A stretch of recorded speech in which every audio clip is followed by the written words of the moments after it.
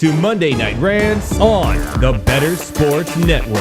What is going on, everybody? Somebody has a case of the Mondays. Well, that's the way the cookie crumbles. And, well, Bob's your uncle. Rants on the Street with Thomas Stevens. Shout out to my producer, Tyler Heavy T. Soto. Boom.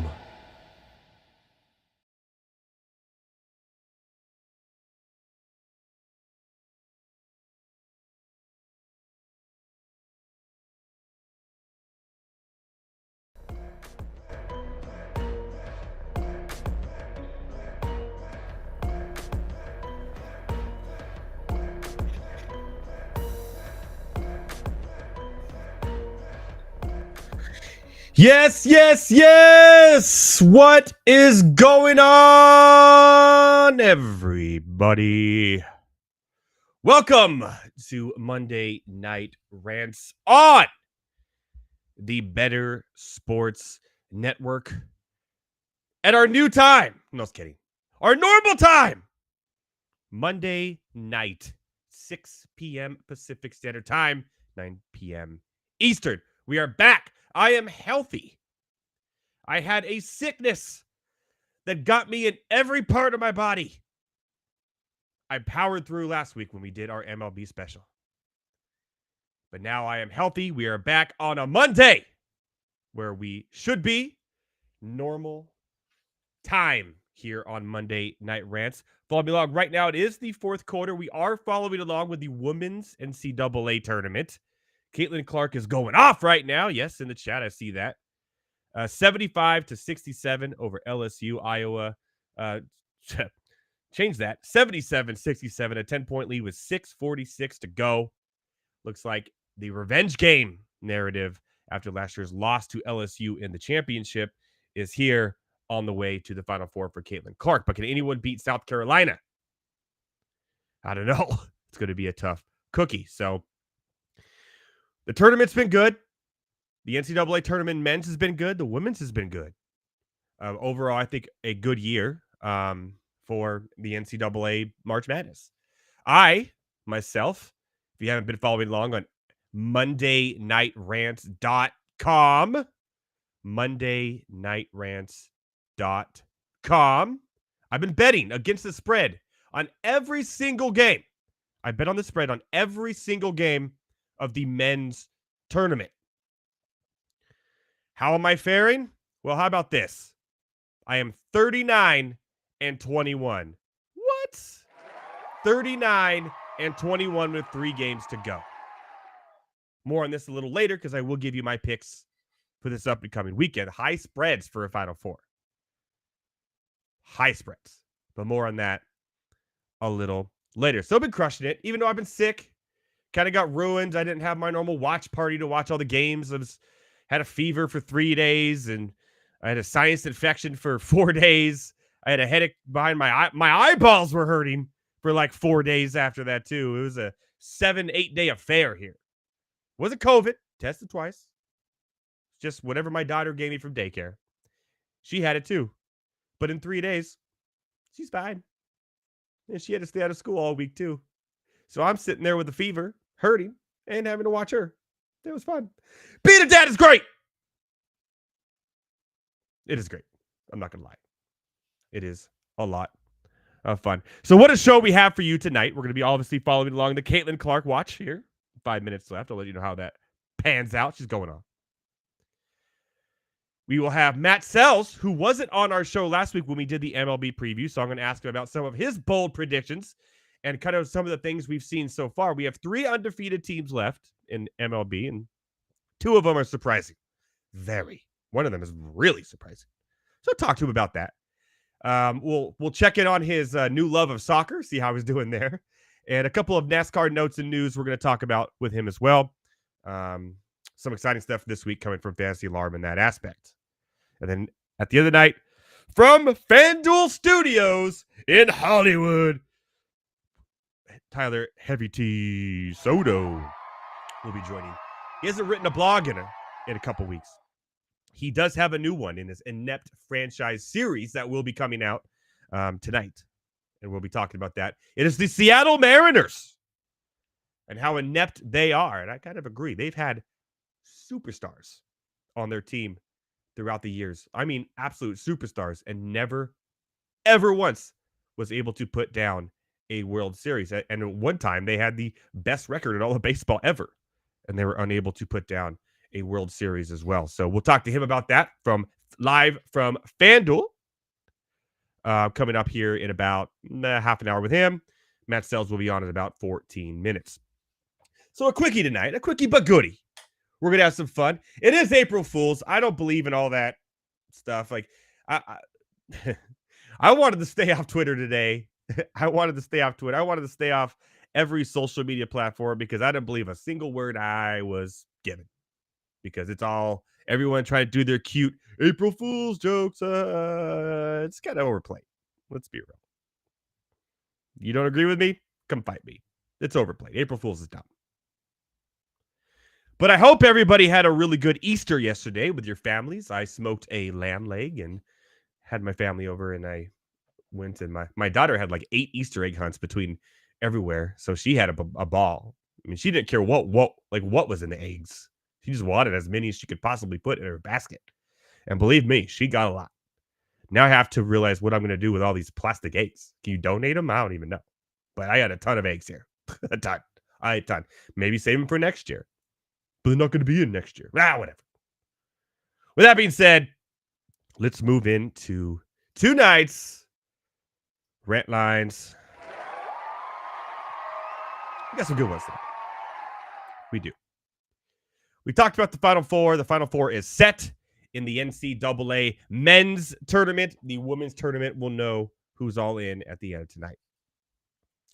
An interesting development here in the men's Final Four is that these 4 teams, 2 of them were Chalk City. Although a lot of people were off on Purdue because last year they obviously were a number 1 seed. They lost to 16th Fairleigh Dickinson, and they're like, oh. Remember, Virginia lost to a number 1 seed in the next year. They won the whole damn thing. So Purdue's kind of looks like they're on that same pathways of Virginia a few years ago. Then you got UConn, which nobody's surprised they've been dominating this NCAA tournament.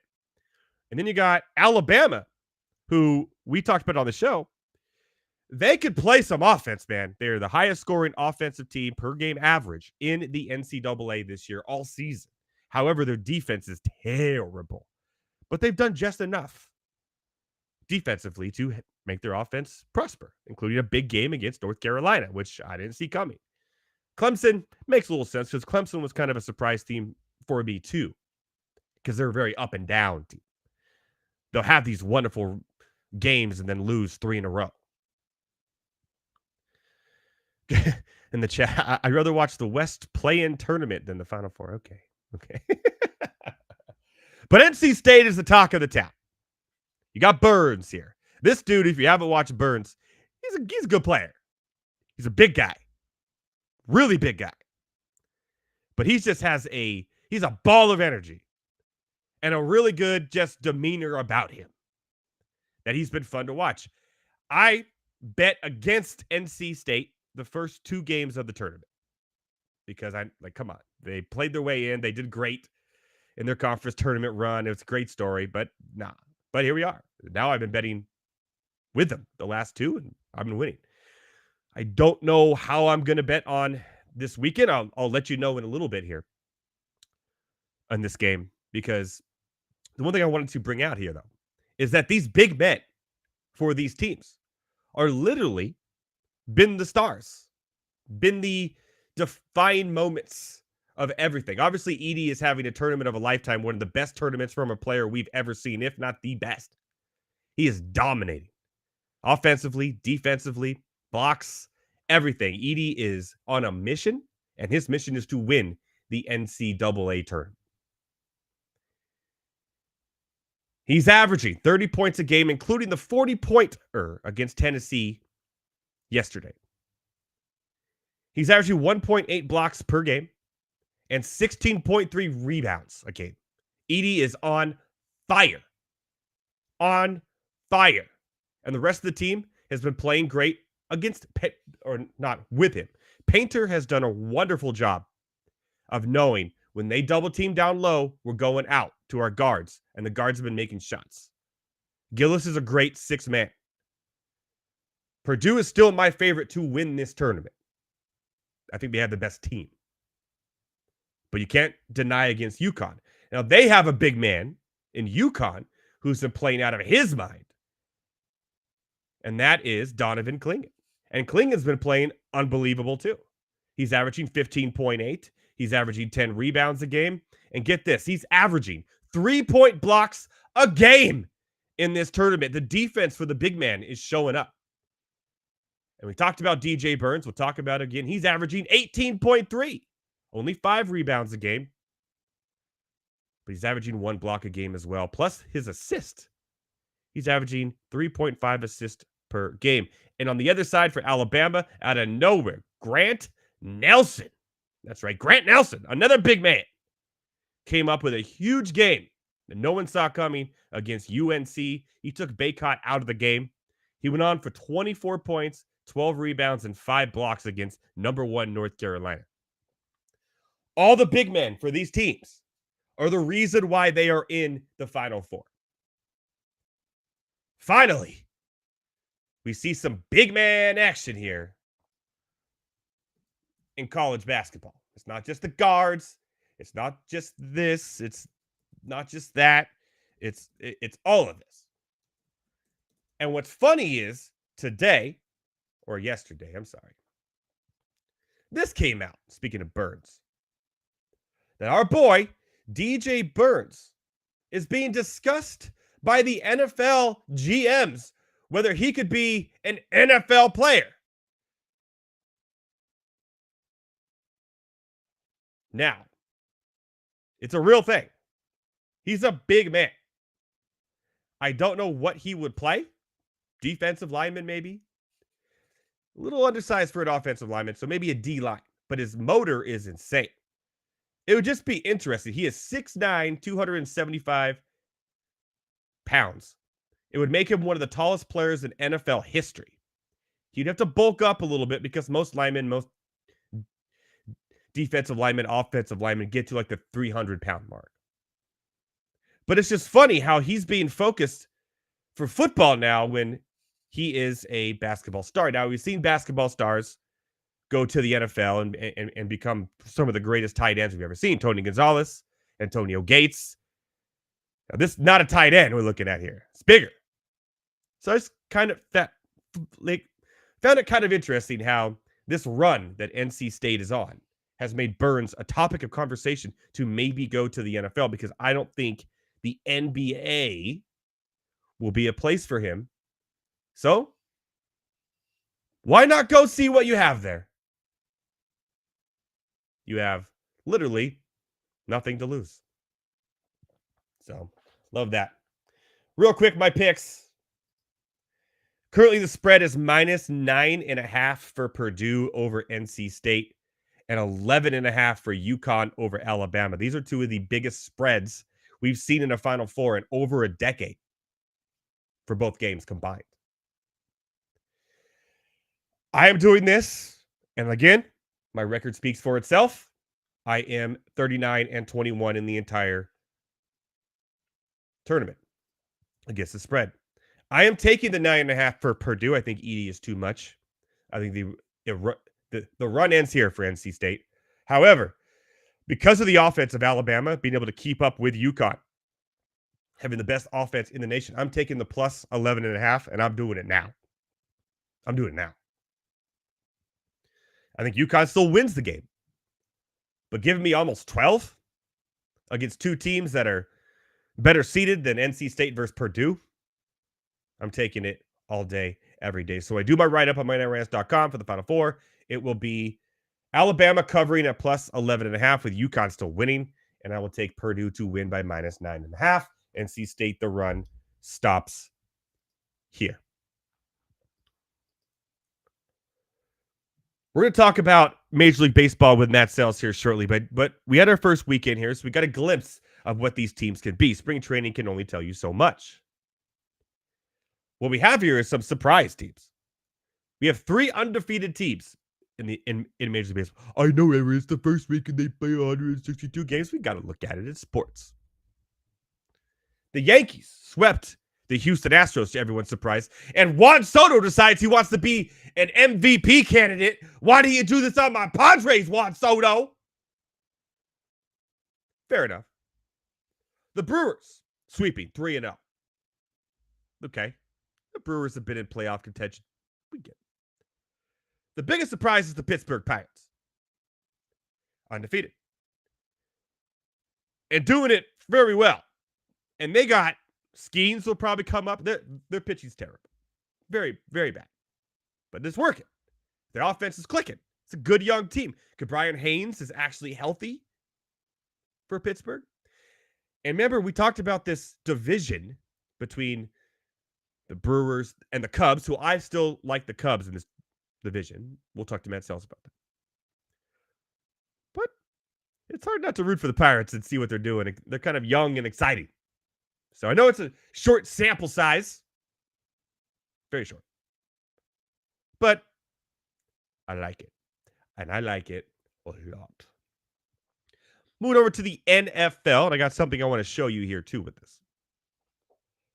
The kickoff change rule. I think for the most part, what I read, what I see out there from everybody is that they like it. There's a lot of people that don't like it because it's not traditional football. Well, we saw traditional football kickoffs last year and they sucked. The highest touchback rate in NFL history. Nobody wants to run it back. You just get the ball. They're fair catching it. The 10. It's stupid. The one thing that the XFL has done right are these kickoffs. So the ball will be kicked from the 35-yard line. So it's the same as the current rule. And safety kicks will be kicked from the 20. Okay. So these players will line up at the 35-yard line, 5-10 yards apart from each other, like you see here in this picture. The kicker will kick the ball, and they cannot move until the returner receives the ball in his catch area, which you can see that little red square there. In the catch area, then they can move. Okay? They can't move until he has the ball or it goes in the end zone. The landing zone is in the area between the receiving goal line and its 20-yard line. So he has 20 yards to produce.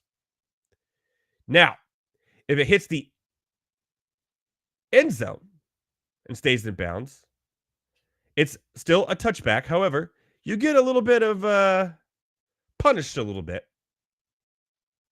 You get it at the 20-yard line.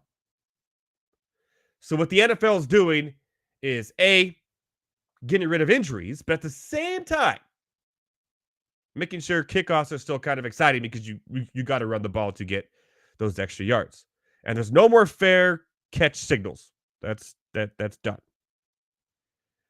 But they're ruining the onside kick. Well, okay. Onside kicks over the last years have been lower and lower and lower. The last exciting one we saw was in the Super Bowl when the Saints did it coming out of halftime against the Colts. Boo.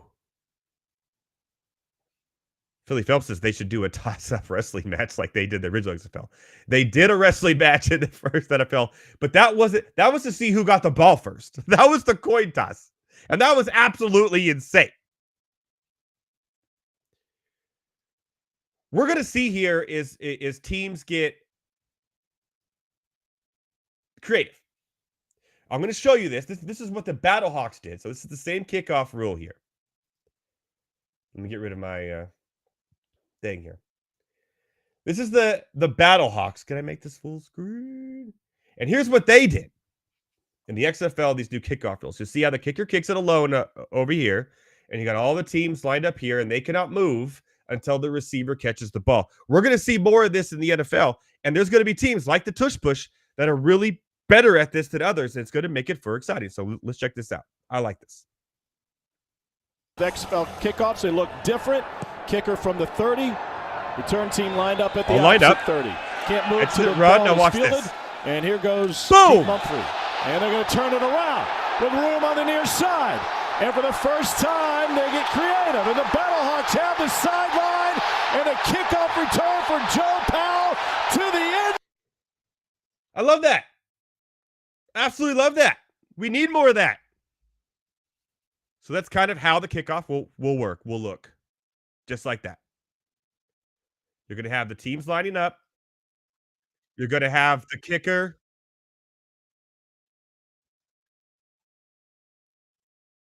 Keith Mumphrey. And they're going to turn it around. Kickoffs, they look different. Line up like this. Kicker from the 30. Can't Return move. team lined up at the opposite 30. Can't move to the ball is fielded. And here goes Keith Mumphrey. With some fun stuff going on here. Love With room on the near. So, I love it. The NFL has done a lot of things to change over the years. They've done a lot of things to go down on injuries. Obviously, this is one of them. But it's just a new strategy that teams have to adjust to. A better strategy. Kickoffs won't be so boring. I don't even watch kickoffs. I don't care. Punting's even worse. No one returns punts anymore. They just all fair catch too. It's crazy. I don't say the same. But I like it. I like the new kickoff rule. I like it. It's going to make it for more fun. More interesting plays, gadget plays, reverses, like we just saw that the Battlehawks did when the rule was first implemented in the XFL. So let's not whine about change, because sometimes change is good. We did the same thing about baseball. The clock, the bags are too big. There's going to be stolen bases. And then last year, a weekend, the games are shorter. They're more exciting. I don't know. Yeah, duh. You're the same person 2 weeks ago complaining about it. Stop complaining about change. Now, the hip drop tackle rule, I'm not even going to get into that tonight. That's for another day. That changes the game in a different aspect because of the way the rule is written, one, because there's no clarification there. It's kind of a weird gray area about how the ref can choose kind of his discretion if it's a hip drop or not. That's going to be, excuse my French here on my night rants, an absolute shit show, like the 1 year we had, you could review defensive pass interference. That lasted 1 year, by the way. It's going to be similar to that. So I'm interested to see kind of how that all plays out and all that good stuff. But for the most part, I think the kickoffs is going to be a good old time, a good old-fashioned time here in the NFL. All right. Joining me now.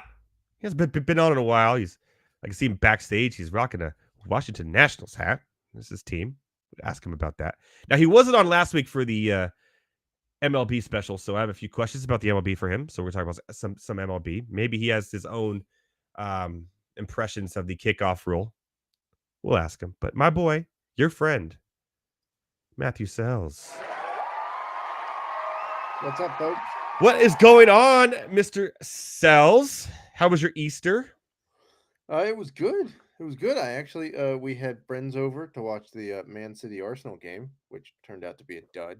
But it was a great game for me, my friend. Great game for me. Well, yeah, because you all got the result earlier in the day. And then one of our friends, their kid had never done an Easter egg hunt. So during what? Halftime, hold on. They do Easter differently. How old is this kid? Like 7. Holy shit. They do it differently. They give him clues to find his gift. So like he wakes up and he gets a clue. And then he's got to go to where that clue says there's another clue. So that's kind of a cool thing, right? But they apparently don't do Easter egg hunts. So this was, unbeknownst to me, his first. So you're waking up this kid who's been in full slumber and you asked him to do a trivia contest? Well, no, it's like a riddle. It's like a solve a mystery to get your prize. I mean, he seems to enjoy it. It seems like a cool idea. Okay. So to each their own, whatevs. But we had an Easter egg hunt. And how did this kid feel about his first ever Easter egg hunt? He was very excited. I bet. Yeah. He did not realize that the eggs were filled with candy, so he was even more excited when he found that out. Then he got even more excited. But by the way, it's over. Iowa is up 92-82 with 35 seconds left. Outstanding. Caitlin Clark is going to the Final Four. My prediction of South Carolina, she is not. And she'll probably announce after she's actually going to the WNBA or not, in what's going to be the biggest WNBA draft year of all time. She should probably go. But yeah, counter to probably the worst NBA draft class in a very long time. Last year's was terrible. I'm hearing rumors that this year's take Wemby out of it last year. The rest after Wemby. Well, you get a one-legged Filipowski who just got like destroyed by DJ Burns, so you know. Yeah, that's true. He's literally an amputee, right? That's what happened. They stormed the court. The guy lost a leg. He played 2 days later. Yeah, he's fine. Yeah, he's great. No, I think this year will be a little bit better. Last year was really bad. Like me and Thomas had to cover it for work, and we're the whole time we're talking to each other like this draft sucks. Like Scoot Henderson is like one of the worst number 2 picks of all time already. Like it's terrible. Anyways, enough about the NBA. We're gonna do NBA next week because we're gonna talk about the playoffs and all that good stuff. We did our MLB show last week. Obviously, you do a MLB show on Fantasy Alarm every week, along with NASCAR, and you're the prospect man, the man of prospects, who helped me dominate my dynasty leagues, and hopefully you out there watching too. Some news broke today. I kind of want to ask you about before we get into some of your bold predictions and whatnot. Can we talk about what the hell the A's are doing and why they can deserve to not play Estuis Ruiz when they're literally a AAA team already? He's making the rest of the team look bad. What is happening? Can you explain to me this situation? He's literally their best player. I don't. The David Forst, who I guess is the GM. I know so little about the A's. I'm not even sure I know the GM, but I'm pretty sure he's the GM. They just brought him down to he played 2 games. He actually did pretty well in those 2 games. Yeah, he's hitting 429. And they said, "Oh no, okay, we've seen enough. You're going to AAA. Your best player, people." You know what? He's testing the waters because their AAA team is in Vegas. So he's testing the waters. He's finding a building site for the stadium. That's what he's doing. Okay.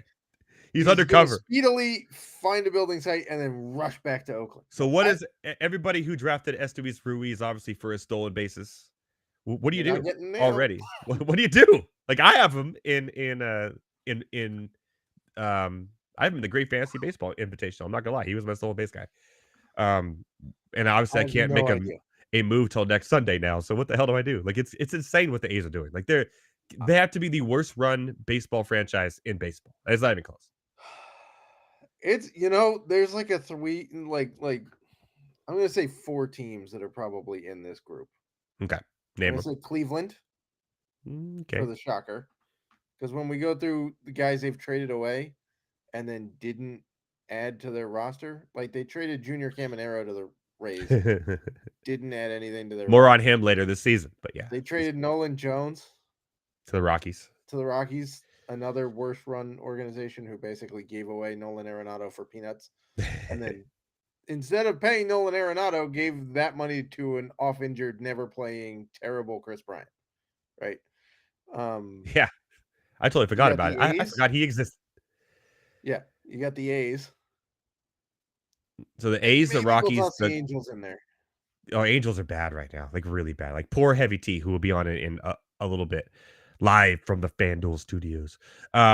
He was all excited. He was tweeting. He was like, it's opening day. I got my hot dog. I'm ready to go. And they got the Orioles just shit on him, man. Like Trout hit a baseball tonight, the farthest I've ever seen a baseball hit. Nice. Well, yeah, but he was also the only one who had a hit opening day. It literally went out of like over everything in center field in Miami. In Miami. It went to the old Marlin statue which, by the way, they should have never got rid of that thing. That thing was so incredibly cheesily awesome. It went over that. It went 473 feet to dead center in Miami with, I'm pretty sure, the roof closed. That's hard to do. Yeah. But what did the rest of the team do, Matt Selz? Nothing. They tied it. They put up 4 runs. It was tied when he hit that. So, So you have Anthony Rendon batting leadoff, which is just that guy is terrible. At least you might as well just throw Zach Nato at leadoff to see what he can do. Not bat him 8th or 9th like to do it now. Like it's very pathetic. But I don't know. I don't know why the A's sent Ruiz down. It's so stupid. They said he needs to take better at bats. He's hitting 429. They said he needs to get on base consistently to use his speed. And they've only played him in 2 games because it's like you didn't play him, so how could he get on base consistently if you didn't play him? And those 2 games you did, on the team is hitting. And those 2 games you did play him, he got on base and already has 2 stolen bases. I don't get it. It's dumb. But enough about the A's. I know we have some A's fans watching right now, and I'm sorry, guys. I really am. But good luck in Las Vegas or Utah or wherever the hell you guys end up. Yeah, Vegas doesn't want you though. By the way, like No, Vegas yeah, that's a whole like, story in itself. Yeah. Yeah, like I think you should work out how to stay in Oakland. Ooh, Where? that's Where? You gonna play in that crappy stadium? I mean, That in fairness, stadium of Oakland death. has offered them like 3 different spots. No one wants to live in Oakland. No one wants to play in Oakland. I mean, that's why the Warriors left. Yeah, Oakland sucks. It's a terrible city. By the way, how petty are the Warriors that they built the stadium directly across the bay from their old stadium? So like the Oakland fans literally had to watch it get built and then move within eyesight, and then have to pay to go see to cross the bridge and go see games and go to traffic. And I guess you could take the BART. Wanted to. Does anybody want to though? I don't know what happens on the BART nowadays. I live close to San Francisco. I just don't go anymore because I just remember Escape from LA with Kurt Russell? Or Escape from I kind of pictured San Francisco as that is my head now in Oakland, where it's just all fenced off and that's where all the criminals are. So I don't even go in there. Yeah, the Bay Area rapid transit is not worth your time. Everybody, so many of my fans are Bay Area fans. They hate me for that, but I don't care because it's true. It's true, and you live in Fresno. So enjoy your one day every couple months you go see a Giants game. All right. 3 teams are undefeated in Major League Baseball. Matt Selz. Yes. I want you to give me your obviously short sample size here. I want you to give me your excitement level for each one. I'm going to start with the obvious, the Yankees. Yep. They did sweep the Houston Astros. That was pretty nice. And Juan Soto is doing what he didn't do with the Padres, acting like an MVP candidate. Just pause for a second that like Yankees fans are just now finding out how good Juan Soto is. Yeah, because Yankees fans live in a bubble, Matt Selz. Like if they're not if he's not in their orbit or in their league, they had no idea how this is this generation's Ted Williams. Yeah, no, he's great, but with the Padres, he kind of He did. That was. I feel sorry for you because I got the good part of Juan Soto and you didn't.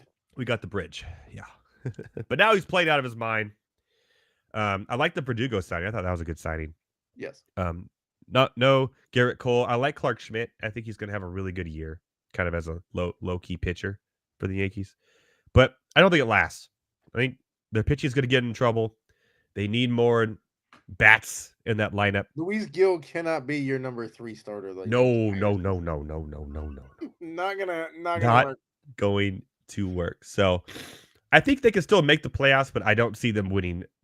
Obviously, I think the Orioles are the best team in the AL, period. Let alone the AL East. It's going to be a tough division. And the Red Sox look like they're going to be a better team this year. They're competent, that's for sure. But the Orioles are just so damn good. And you can never count out the Rays because they just somehow have these guys that you've never heard of that come up and just produce. It is crazy. And Low. They have the best IL rotation in baseball. They do have the best IL rotation. And Low this year, I think, is a bounce back candidate to have a really good year. He's already proven it already in the first weekend. Okay, Milwaukee Brewers, undefeated. I like the Cubs. I really like the Cubs this year to be a bounce back team. I think the Cubs win the division. I know there's a bunch of Brewers fans that are going, oh, look at Greg Counsell sucking up. They played the world champs. The Brewers, congratulations, but you got in a bar fight with Rhys Hoskins and the Mets. Yeah, the Mets look bad. The Mets look bad, and I'm sorry, the Mets are going to have a rough year. The Mets are going to have a really rough year. And their dancers are obnoxious.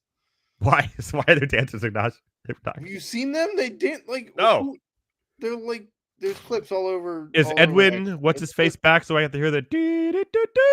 Yeah, they're like NBA dancers dancing on top of a dugout in the middle of a baseball game. I'm sorry if I paid money for those seats. I'm kneecapping the dancers. I'm sorry. All right, the Brewers. Do they have a chance to make the playoffs? It's gonna be tough. I think 3 teams could come out of the NL West. I don't like the Brewers pitching, and I know I got into a debate on X with a Twitter fan or with a Brewers fan who was like, well, Freddie Peralta was better than anybody else the last time we won the division and our team was this bad. Okay, but Freddie Peralta was on that team. So you can't count him as being better. He's just elevated. Mm-hmm. And the rest of your pitching is not. And also, by the way, you don't have Craig Counsell to manage that. Fair. That was Craig Counsell's skill set, was you could put anybody on a roster and he would figure out how to make it work, like Joe Madden, right? Now he's 45 minutes out with the Cubs, and he'll figure that out. I really like the Cubs this year. I think they made great offseason moves. I really like that team. The NL West is flat out loaded. Except for Colorado. Take Colorado out of it. Colorado is, I don't think the Dodgers win the division. Really? Which one of the three? I think the Diamondbacks win the division. I think four. I could see 4 teams making the playoffs out of the NL West this year. 4. I mean, I don't think Padres, it's mathematically possible, but it is, right? Because there's 3 wild card. That's true. Like somebody between the Diamondbacks, the Dodgers, the Padres, and the Giants, and all those teams are better this year, except for the Padres. Okay. But there's So I think the Diamondbacks win the division. Okay. Here's why. Through June 13th of last year, the Diamondbacks had the best record in the NL. Not the NL West, the NL. They got number 1 They got better in the offseason, too. They were the number 1 seed through June 13th. Eugenio Suarez is an underrated pickup. I think that's going to be huge for them. They got better. Through the middle of July, they were beating the Dodgers. Yeah. Right? The Dodgers pitching staff sucks. I'm sorry. It doesn't suck. It's unproven. Let's put it that way. Okay. Yamamoto. Glass now is proven when he's not hurt. He's been an absolute stud. Okay, but the 120 innings that Glass now pitched last year are a career high. Is Walker Buehler will be back this year at some point, right? Maybe, but is he the ace Buehler? Or is he the guy who kind of lost all of the velocity and ability to strike people out? Is he the ace Buehler or the one that takes a day off from school? I don't know. Yeah, or the one who wears the tightest pants in the history. He does. And which makes me worried about these new Fanatics uniforms with his tight pants, because you're going to be able to see everything. Kershaw is coming back at some point, but how much do you get? I don't trust him whatsoever. Is Gavin Stone going to hold down the 5th spot? Maybe, maybe not. There's a lot of questions about The rotation has questions, yes. But their offense their offense is insane. Sure. And they're not paying them anything because they just defer them all. But I will contend that their offense was as good last year as it is this year.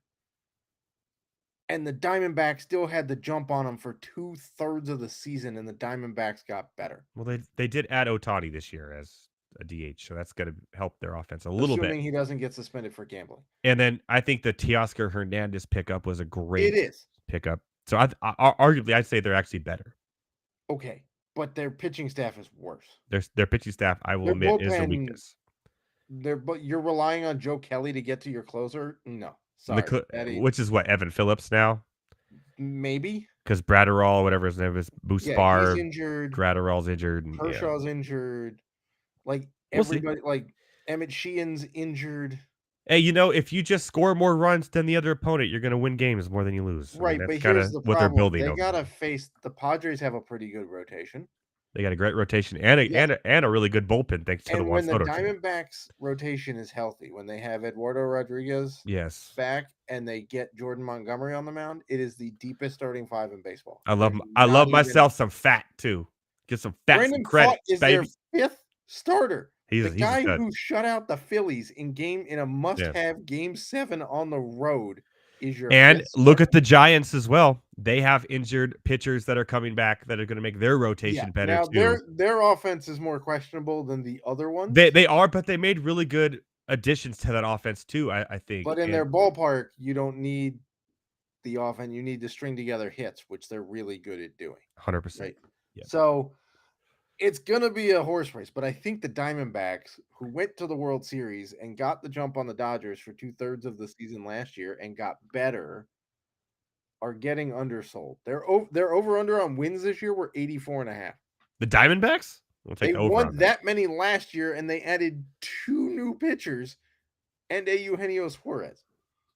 Yeah, and Corbin Carroll, you got to think is going to be better in his second year here as well. So yeah, though I like this. You want to bring Heavy T on so you could talk crap on his Angels to him? I actually feel bad for Angels fans, though, to be honest. Heavy T's like, he has 20 minutes, so we got to bring him on, and he wants to talk about his Seattle Mariners inept franchise too as well, which we could talk to you about as well. Heavy T live from FanDuel Studios. Yeah. So look, the Angels just won today. Comeback win from the Marlins. Mike Trout hits like a 450,000 foot bomb That talked thing about was it. insane. Yeah, dude. No, we're 2-2. We're okay. Those first games were awful, but The we're 2-2 players so meeting far. really came in handy, right?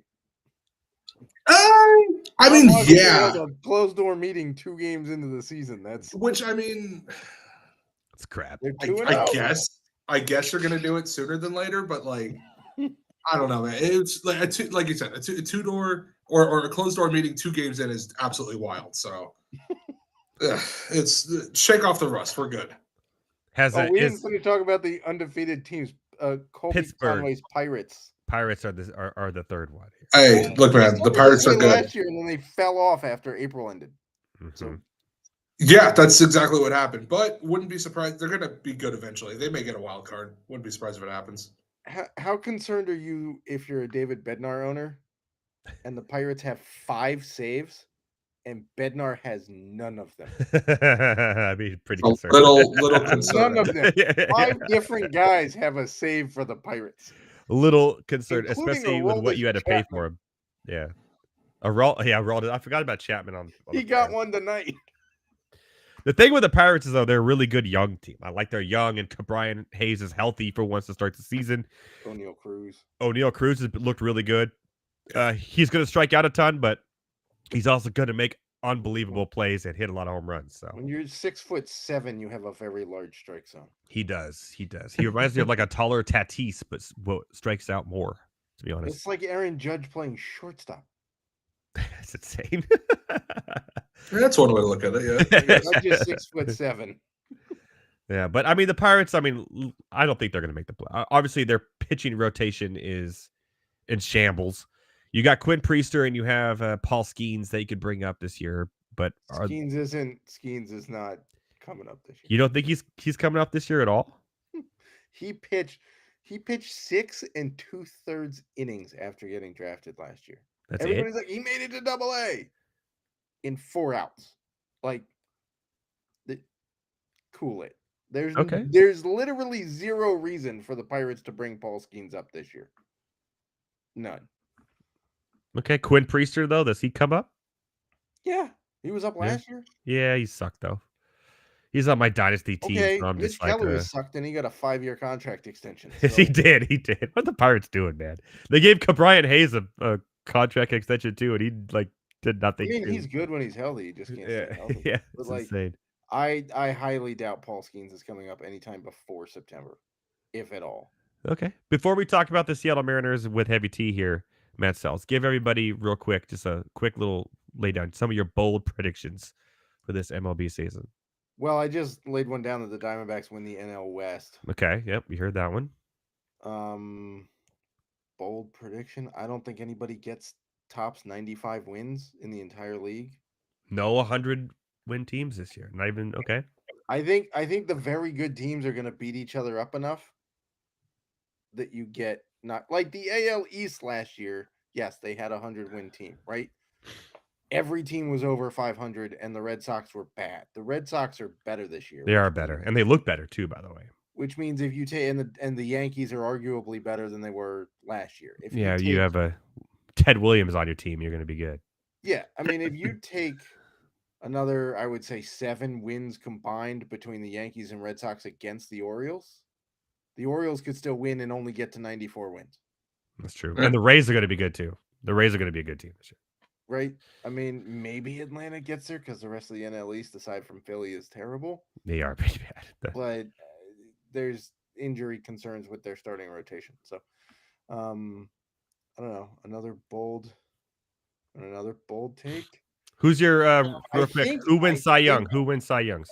Who wins Cy Young? I had Justin Steele, and then he decided he wanted to lay Yeah, out but for a he's ground pitching. ball. He's throwing already.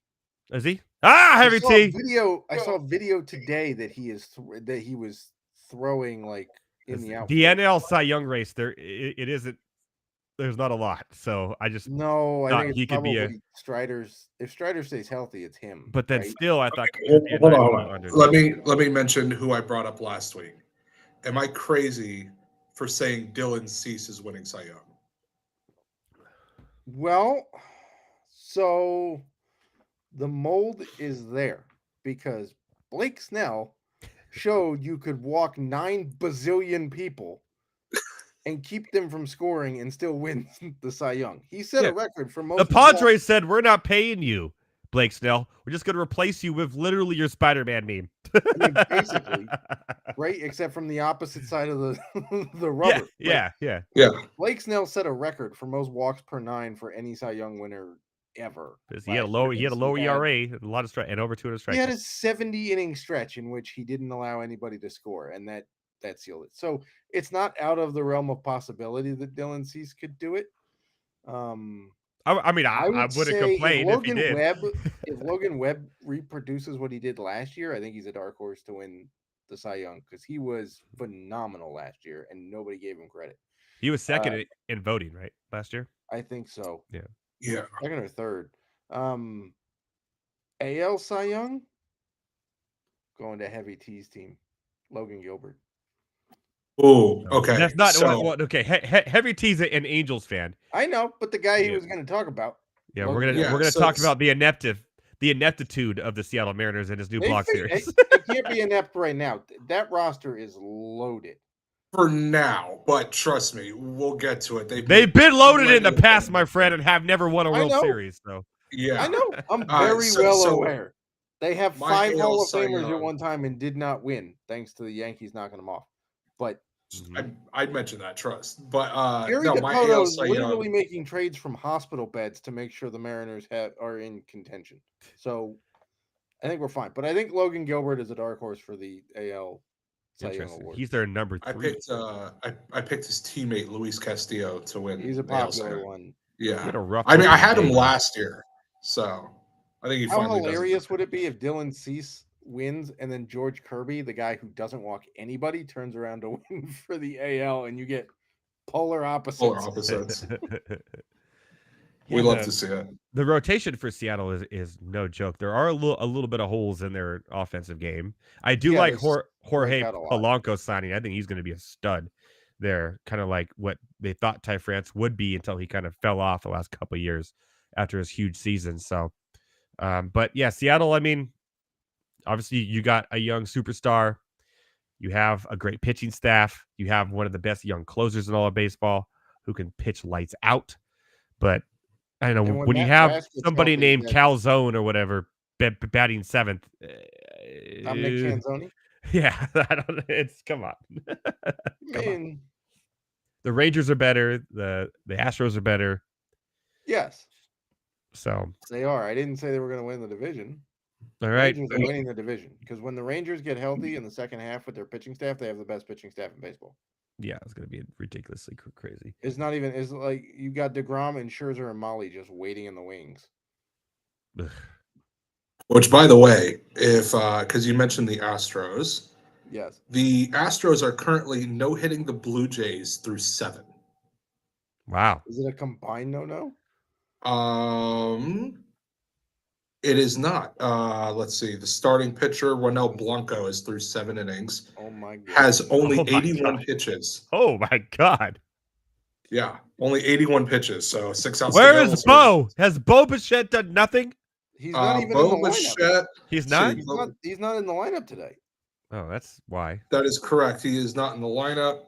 I don't know. Everyone else, Ofer. It looks like he's day-to-day with something. I don't know. If I'm reading this correctly, it looks like George Springer has walked and no one else has got on base. Wow.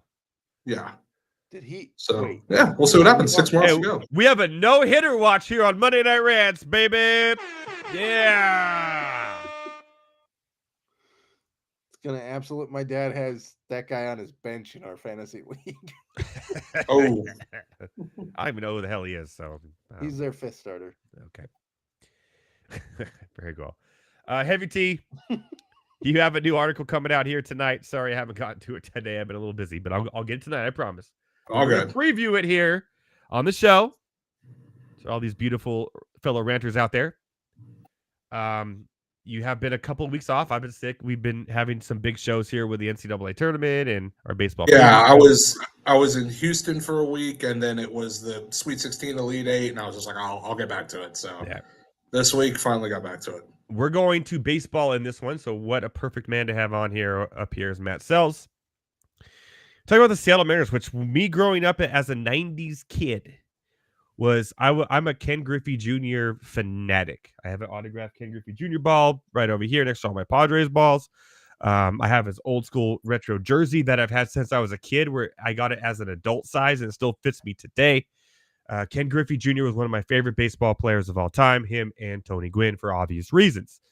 And it was sad that they had all these players. I actually went to the Kingdome up in Seattle and saw a game there once when they had the Edgar Landing and the Jay Buhner and the Alex Rodriguez and Dan Wilson and Alex Cora, and Randy Johnson, and the old guy who played for every other team after the Mariners, Jamie Moyer.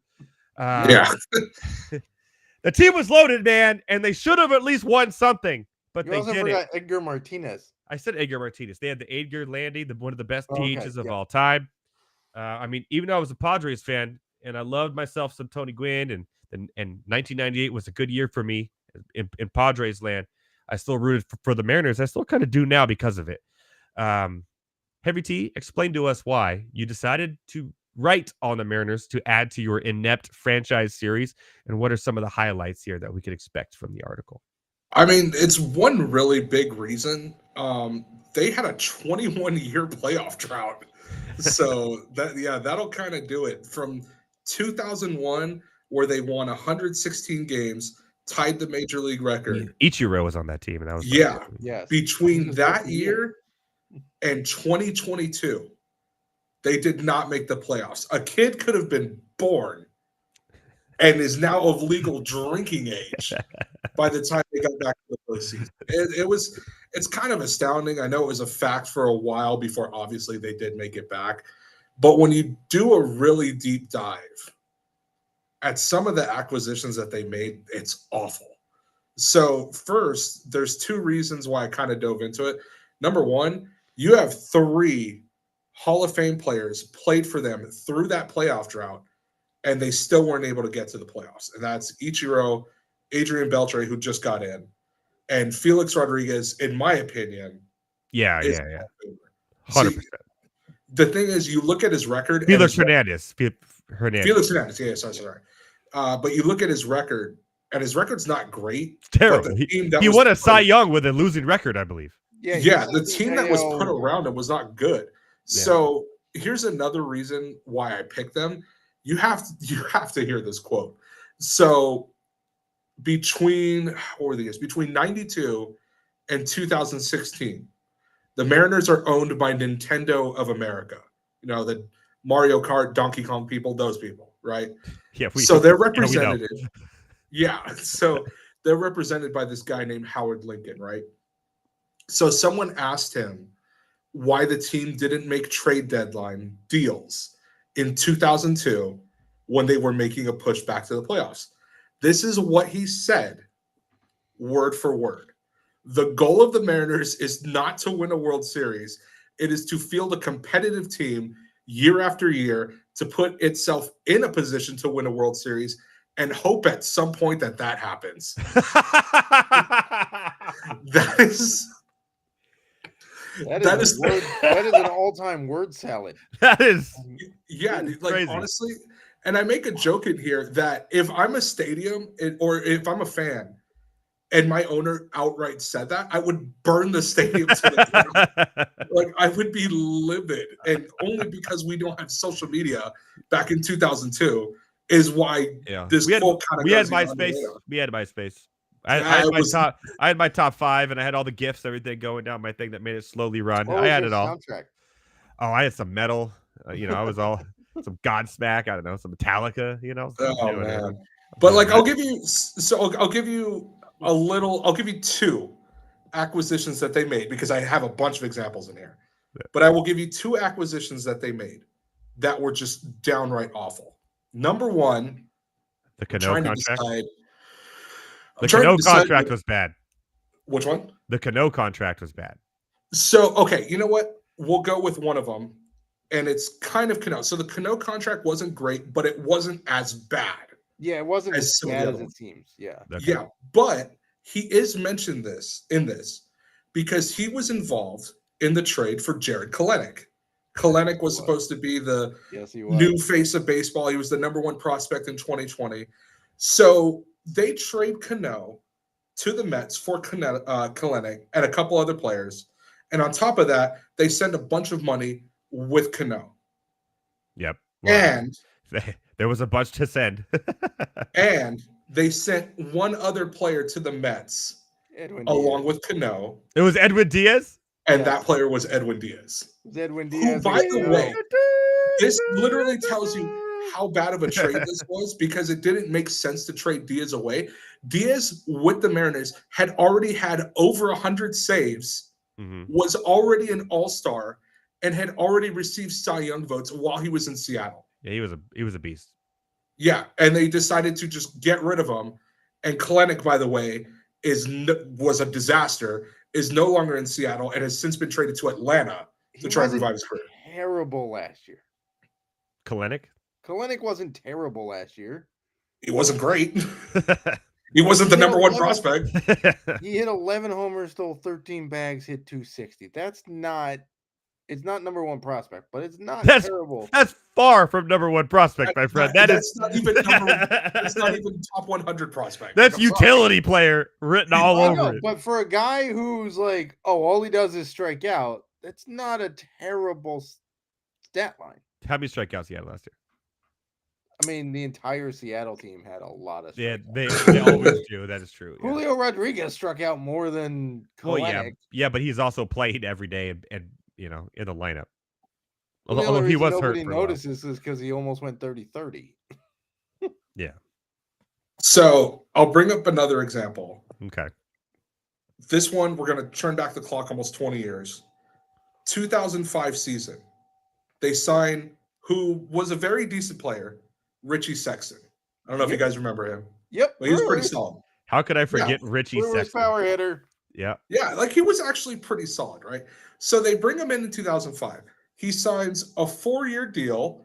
No hitter watch still on, by the way. 5 outs to go.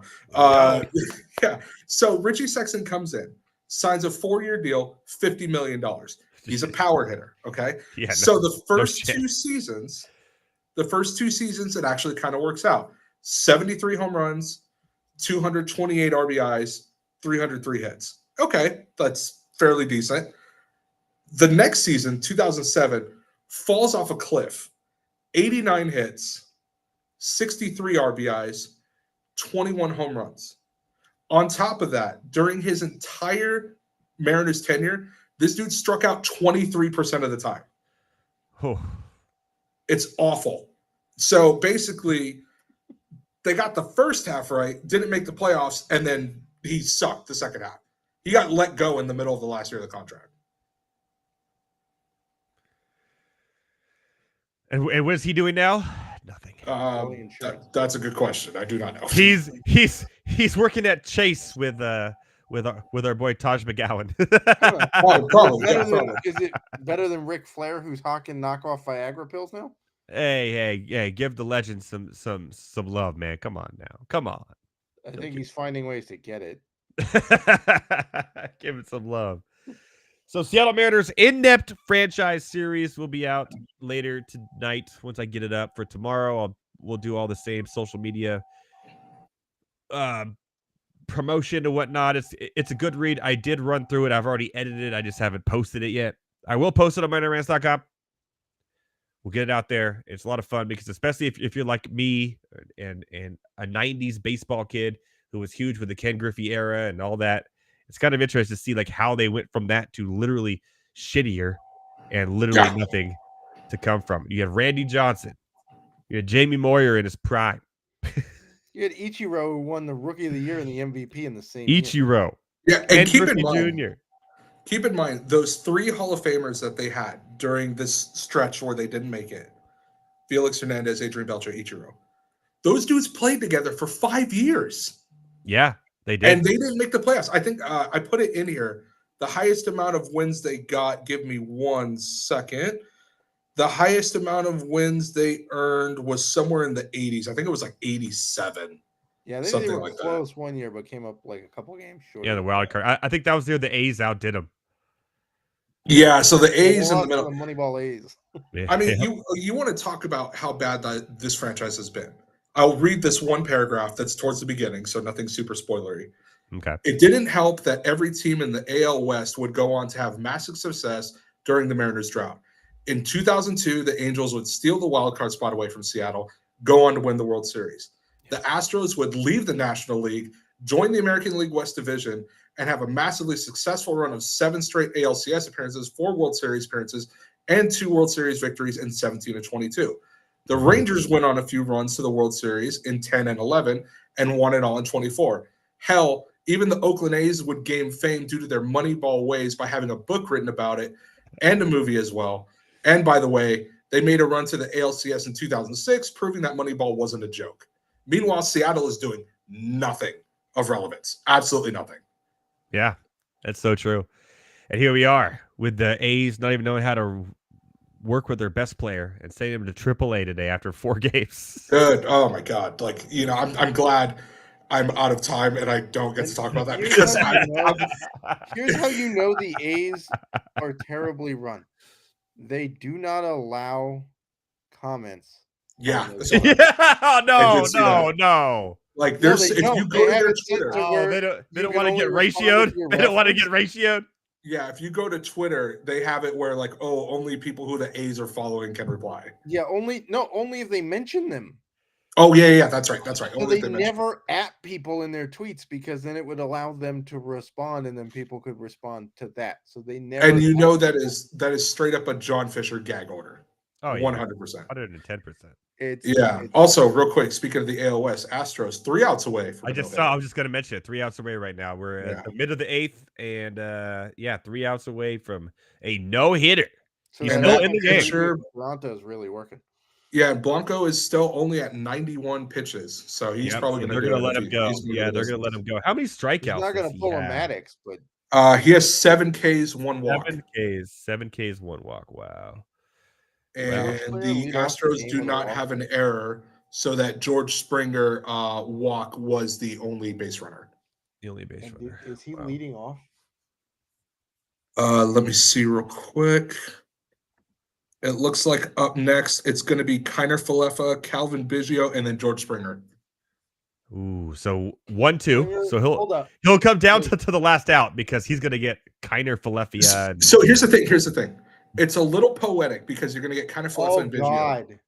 It's a little poetic. Off the game with a walk. Wait, who did? Top Atlanta? 1. Springer led off with a walk. Springer, yeah. No, that was the first. He was the first batter of the game. Yeah, he was leading off for the Blue Jays. Oh wow, I didn't know that. It was a walk. First pitch, but ironically, then it says George Springer walk, and he's gone 27 up. Or 24 up. 24. But ironically, it is poetic because you would have Kiner Falefa first if you get him out. Then you have Biggio second, and it comes back to Springer. And where is this game? It's at Minute Maid Park, where his career started. Yeah. All right. Well, I'm going to turn this on right now because the UConn USC game. I don't know. After the Caden Clark thing, I don't really. This game doesn't. Which real quick before I go, I will say real quick. Shout out to Iowa. That game was phenomenal. Yeah, she went off in the second half. That's for sure. Yeah, and I'd like to point out, I know people saw that Angel Reese had put a crown on the LSU bench before the game. I'm personally fine with that. I wouldn't have done it because I don't do bulletin board material stuff. I don't have a problem with anything that Angel Reese really does.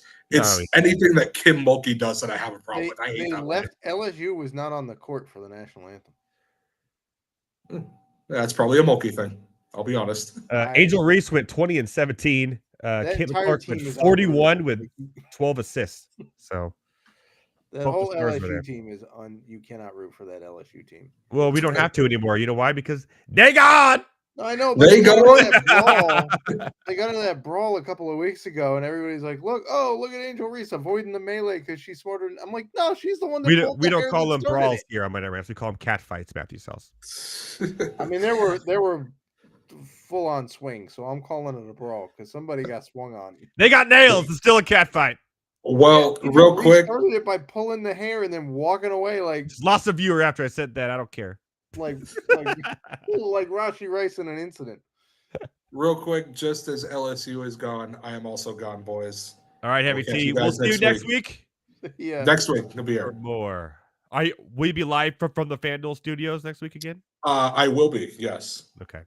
We got to make the cut, but we'll worry about that later. Heavy T, everybody, at Heavy T on air. Our boy of the inept franchise series, Seattle Mariners. I'll have that up as soon as we end this show in a couple minutes here. So. All right, we love you, brother. We'll see you next week. Peace out. Enjoy your night. Dude, that sucks. He walked him the first. That's crazy. Yeah, well, see, Heavy T works at FanDuel now, so he works on Mondays. So we have to bring him in from like some random break room. Well, that works. It works. But man, he walked him the first freaking ball. Hey, a no-hitter still a no-hitter, whichever way you... I want to know if he got hosed on that call, though. We'll have to go back and watch it. Actually, you can go back on the... they're decidedly... It was a 5-pitch walk, and 4 of them were clearly out of the zone. Yeah, I'm on the game day right now. I can see it. Yeah, it was a walk. He was getting his nerves out of the way before he threw a no-hitter. Well, it's not over yet, but... By the way, what a way for the Astros to get their first win of the year. And they're 0-4. Yeah. A no-hitter. Yeah. Well, if they do, we got 3 outs. They're in last place in the AL West. Okay, still young season, but yes. They are in last place in the AL West. They are behind the Angels. They are behind the A's. Oh, wow. It's even worse. The AL West is not as good as it used to be, is it? Well, there's 3 good teams in there. We have some... Well, it's not as bad as the AL Central. I think a home run just happened too. Oh no, out. Never mind. Some good news here. This week on the NASCAR podcast for Fantasy Alarm, I will be filling in for our boy Dan Malin. So people can get more of me this week on Fantasy Alarm on the YouTube discussing the NASCAR race. Not gonna lie to you, the NASCAR race last night was a little boring. Until the end, when the end got a little bit excited when the overtime happened. Like, okay, and then Hamlin came in and said, "I got this, boys." Wait a minute, how many? Yeah, I think we're here, right? Just grounded out. Yeah, so did Isaiah Kinnear-Falafia. So now we're already at 2 outs. Yeah, we're already at 2 outs, and Springer is coming up. Yeah, because the man. How many pitches did the Houston Astros get out of that 8th? Holy crap. That was quick. Not a lot. Yeah. Not a lot. So now we have so now here we are. We have 2 outs away. The 1 out away. It's a 2-0 count to Springer. It's a 2-0 count to Springer. He's gonna walk Springer again to build up the suspense. Nope. There's a strike right there. So it's a swinging strike. So it's 2-1. Literally following the game day on MLB.com. Yeah, we're living this no-hitter out in real life before we call it a merry night here. Monday Night Rants. Well, a no-hitter happened on the show. It'd be the first time it's ever happened. So we're playing it out, people. The Houston Astros up 10-0 right now in the top of the 9th over the Toronto Blue Jays. It's currently 3-1 against George Springer. Who started for the Blue Jays tonight? And Francis. Yeah, that would. This pitcher that I've never heard of until tonight. Matt knows him, obviously, of course. Blanco is 1 out away. But it's a 3-1 count here against Jordan Springer, who opened the game off with a walk. Yeah. And he's put down. To get walked again. And yeah, about to get one. Oh, no. Full count. Full count, baby. Full count here on Monday Night Rants. Will there be a no-hitter? The first ever no-hitter on Monday Night Rants. We're going to find out right now before we call it a merry evening and let you go on your merry way this Monday. Oh, Walked you him. walked him. You walked him. 2 walks for George Springer. Matt, Final Four. Who do you have winning the national championship? I have UConn. Okay. I think they just look spectacular. Yep. I have Purdue, and I picked them from day one, from the beginning of the tournament. They remind me a lot. Is a problem. But they remind me a lot of what Virginia did when they lost to a 16 seed and came back the next year and won the whole damn thing. That's true. The 2019. That's the only 6 postseason wins the Cavaliers have in the last 7 seasons. That is 100% true. They won 6 in a row to win a natty, and peace out. So, how's your? This is your first real mound visit. Yeah, this is your first real season doing soccer, following soccer along with me. I've been a soccer fan for quite a long time. How's it going? And why do you choose crappy teams? Well, Tottenham is Spursy, but they're not crappy. Oh yeah, but not in Forest. Their they bad look like mojo though spreads to other countries though apparently because Harry Kane went to Bayern Munich and now they didn't win the title for the first time in 11 years. Yeah, well, that's because the German league's unwatchable, but that's a whole other story. Well, okay. I mean, so you told me before we started the show here, another ball. Wait, he's 1-1 here. Okay, so he had a mound visit. You said you were gonna get the MLS League Pass, so you're that into it. Where you're looking at MLS. I'm telling you, most of the MLS games are free on ESPN Plus. Yes. Well, so some of them. So what's your Major League Soccer team, Matt Selz? So my kids, they're the ones who really kind of want to go into MLS because they want to follow teams that are closer. Like they watch Tottenham with me. They watch my other teams, Nottingham Forest. They were rooting for Liverpool Sunday morning. I like your kids. I mean, in a non-P Diddy way. It is. We have it. A no-hitter. A no-hitter on Monday Night Rants. The Astros and our boy, our new favorite player, Ronel Blanco, has no hit the Toronto Blue Jays at Minute Maid Park. The first no-hitter of 2024 live on Monday Night Rants. Man, this is awesome. Hell yeah. Round of applause. No runs. Round of applause for Ronel Blanco. A no-hitter. A no-hitter on Monday night. And here's the best part. If you play George Springer in DFS, he still got you a decent amount of points. If you played George Springer, he was the only player you could have played from Toronto. And I'm sure a lot of people actually kind of stacked this game too on both sides of them. Yeah, because the pitching matchup wasn't supposed to be great. And it was Vladimir Guerrero Jr. who grounded out to lose the hit streak. No-hitter! All right, Matt Selz, tell everybody where to find you, what's going on, and when they could catch us together doing the NASCAR podcast this week. So you can catch my stuff on fantasyalarm.com. You can catch my stuff on X, Twitter, whatever the heck you want to call it. I had a pretty decent betting week for props last week. Yeah, you did. Almost hit the MTJ bet until Denny Hamlin decided to cheat his teammate out of the win. I know. And then admitted on a podcast. Yeah, that's what he does. Basically admitted it on his podcast, which he recorded 2 hours after the race ended. That's Denny Hamlin, baby. That's why he's everyone's favorite driver. He knew nothing was going to happen to him, so he admitted he cheated. Why not? You can find, if you subscribe to Fantasy Alarm, you can find my stuff in Discord.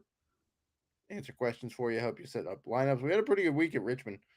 Won a couple. You did. Folks. I thought Bowman with top 10 was no brainer, but he had some engine troubles and that kind of cost him in the end. But yeah, it's okay. Truex almost fell out of the top 5, but yeah, we got Martinsville this week. We do. It's named after him. You know who the last driver was to win at Martinsville? The last driver, Christopher Bell. Nope, his name is Ryan Blaney, baby. Playoffs. Oh, nicely done. So let's go. Let's go. The perfect week for me to be on the podcast. That podcast will be out. That's all he's going to play. He's going to play 6 Ryan Blaney's, and he doesn't care about anything. When are we recording this, and when will it come out? We'll probably record Thursday night. Perfect. That works. Thursday evening. It'll be out Friday morning. Sweet. I'm also covering the Xfinity playbook for our boy Dan Malin. Fun. So I'm going to have that right up. That race is Saturday night at Martinsville, and then the Cup race is Sunday afternoon. So there's that. Getting back to the soccer, I look, to make some more friends and whatnot, I decided to get into some soccer. To make some more friends, you got to do Well, soccer. like you like soccer. A bunch of my colleagues You're are already my red. friend, buddy. You don't need to. I know, but like I got you into NASCAR, so I figure I return the favor. I'm getting you into soccer. I love it. Watch some soccer. One of my kids' best friends, their dad is big into soccer. His dad was a Norwich season ticket holder for a while. Wow. Okay. Yeah, back when they were like really yo-yoing Yeah. between Championship and Premier League. Love He's that. still a Norwich fan, but his allegiance is to Chelsea at this point. Boo. Is what it is. So I started watching it and then picked Tottenham because I like the style of play. And my kids like James Madison and Son. So Yeah, Song's a likable character. And then my other team, Nottingham Forest, who's battling for to not be relegated, sold a guy to Tottenham, Brennan Johnson, who I think should be playing. Oh yeah. And the goalie for Nottingham Forest, his name's Matt Selz. He is now. Yes, their other goalie is Matt Turner, the number 1 for the national team. Yeah, for America. But yes, now I am the goalie for Nottingham Forest. His name is Matt Selz. So I watched the Liverpool game. He was making all sorts of saves, and it's like Matt Selz. Like, dude, could you stop making all these saves? I texted you that morning. It was fun. Yeah, it was good. Yeah, it was hilarious. So what's your MLS team then? What you said? So I'm a Portland Timbers fan. So, I grew up in the DC area, and I kind of tangentially followed DC United back in their original heyday. They were the ones who actually originated that beer snake thing. Was the DC MLS team. Soccer. Yeah, they played at RFK originally, yep. Which obviously I went to for Nats games when they first became a team. They played at RFK. So I was aware that, the history of DC United and whatnot. And then you get to the Freddie Adu years, which did not work out very well. Signing a 14-year-old to play professional soccer couldn't have. Did not work out in the United States of America. And then I've been out in the Midwest for a while, so I kind of have followed Sporting KC. Okay. For a while since they've been called like the Wiz. Yeah. Right. Well, they used to be the Wizards or whatever. They were the they started out as the Wiz, and then they went to the Wizards, and then they went to Sporting KC. Yep. And then there was a whole debacle with Livestrong Park that the sponsorship didn't work so well because that was Lance Armstrong's thing. They cheated. Yeah. Well, Lance did, not Livestrong. Anyway, I'm joking. So I tend to go for proximity with these things, so I'm going with Sporting KC. Okay. But my daughters they're kind of waffling between DC United and Sporting KC. After you watch a morning of Premier League soccer. Yes, I'm just telling you this, and everyone watching it right now. And then you watch the MLS. It is the most frustrating thing ever. I agree, but in the world. I don't know. It's the level of competition and the skill is so different. It is. Yeah. But my kid wants to watch soccer. She enjoys it. And so this will float between the two because like MLS goes over the summer. Yeah. Premier League ends in the, so we'll see. There you go. Yeah.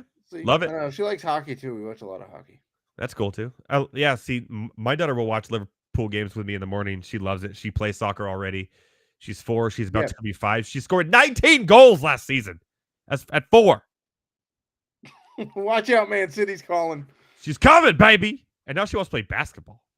She's into basketball. I mean, my kid wanted to play. She wants to play softball. She wants to do. She's never into baseball. I think she does gymnastics now. So she's doing soccer and gymnastics now.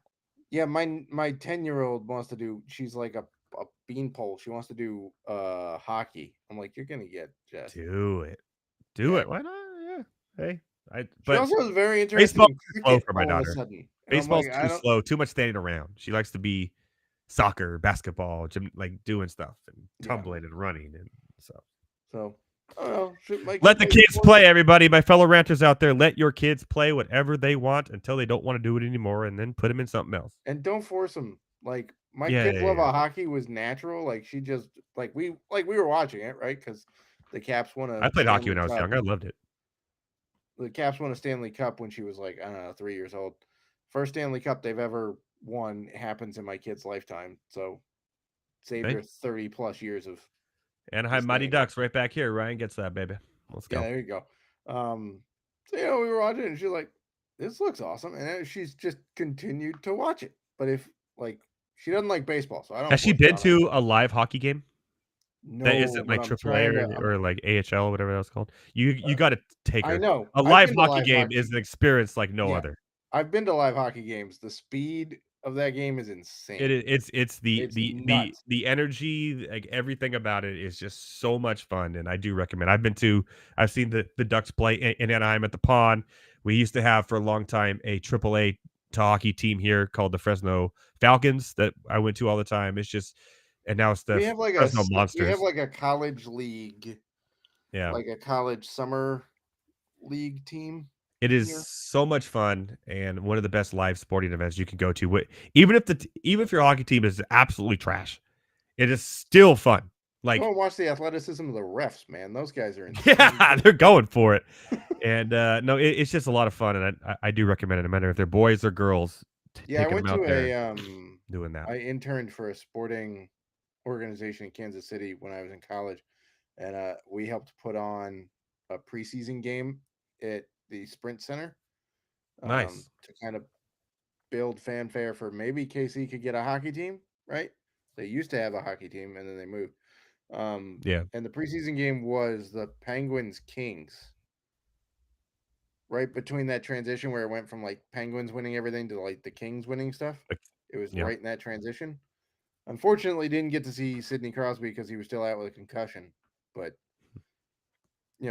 seeing a lot of talent. And, man, I was like 7 rows from the ice. Man, are those guys flying. They fly. It's fun. And they're huge. The game is, they're huge. Yeah, they're huge. Corn-fed Canadians is what that's what they are. Russians. One of the... Or that. Or Swedish or whatever. But no, it's a lot of fun. Right out the half, it's 33-33 all tied up. UConn, USC, just like the Iowa and LSU game was tied at the half as well. So kind of rooting for USC a little bit last year in the Pac-12. We'll see what happens with that. But Iowa's in. Matt Selz, we will see you Thursday when I am on the podcast for NASCAR. I'll give my bets. Good luck in your NCAA tournament bets or whatever you got going on and your fantasy baseball games. I already got hit with the Royce Lewis bug and the Justin Steele bug in my injury, so I'm sad. Steele will be back way before Royce Lewis. So boo. Royce Lewis got the Twins just find these superstars that just are always hurt. I said this on this week's Fantasy Alarm MLB pod, which is out today, actually. So go listen. Check it out. Fantasy Alarm YouTube, youtube.com. Byron Buxton and Royce Lewis are the Spider-Man meme. Jesus Christ. Because they're the same caliber of dude. Like they are. Can go 30-30, but they're never on the field long enough to go 30-30. It's fair. I fell into it and I drafted him. It's okay though. I got good backups. I also have Estrees Ruiz in that league. Okay. So all right, man. Well, we'll see you Thursday, everyone. NASCAR podcast with me and Matt will be up on Friday on fantasyalarm.com. And then we do the video. Is there a video portion of it on YouTube and stuff on Sunday as well? The whole thing is on, you can watch the whole video. Like the whole thing's recorded. You'll see our lovely mugs on there the whole time. I'm going to wear an outstanding outfit. Let's put it that way. So grill versus grill, we got to figure that out too. Oh yeah, we got grill versus grill Martinsville. We got to figure that one out too. I think our Easter one was pretty good. Back to back Virginia races, man. I'm running out of Virginia cuisine. I know what do we do. I'm from this state, but like there's not a lot. We should just both do ribs this week. That's fine. My daughter went nuts. I made her pork ribs the other week, and she ate a half a rack by herself. There you go. Let's just do that. Let's do ribs. I just went to Costco, bought a whole bunch of them anyway, so I already have them. So, by the way, beef ribs are delicious, but I ain't paying that price. Hell no, dude. Right now, chicken and pork is where the money is at when it comes to meat. Chicken's hella cheap and pork is hella cheap right now. Beef is ridiculous. A tri-tip is stupid. But stupid. The price of a tri-tip. You feel like an actual caveman eating a beef rib. No, nothing feels more like a caveman than a tomahawk steak. That is You can't pick up a tomahawk steak and eat it like a gigantic meat lollipop. You have never met me, my friend, because I have. And I will again when the prices could go down and beef is cheap and chicken is expensive as hell. You live near the farming communities. Just go shoot a cow. I don't live near the farming community. I live in the farming community. Yeah, go shoot a cow, man. I'm in Lincoln, Nebraska. It ain't that far. I got fields. However, literally in all that the cows here are owned by somebody. They've already been claimed. You can't just go shoot cows here. They all have tags on their ears. I disagree. I bet I could find one. Somebody's not going to notice they're missing. Yeah, right. Reminded me like when K-State played KU, we would spray paint live chickens because we would spray paint them red and blue because they look like a Jayhawk, right? And so when KU played at K-State student section would unleash live chickens during KU's introductions because it's a tradition as a college thing, right? Makes the front page of USA Today one year because PETA happened to be watching and they sent a very nasty letter to K-State. And my mom's first question was, where'd you get the chickens? Like, you've been to Manhattan, Kansas. The whole thing is a freaking farm. Like, it's not hard to find live chickens at an ag school. The only place that's easier to find live chickens is just walking around Hawaii. That's for sure. Yeah. where they're roadkill. Wild chickens. It's insane. All right, my friend. I love you, brother. Thanks for joining us tonight. Filling the void. You did great.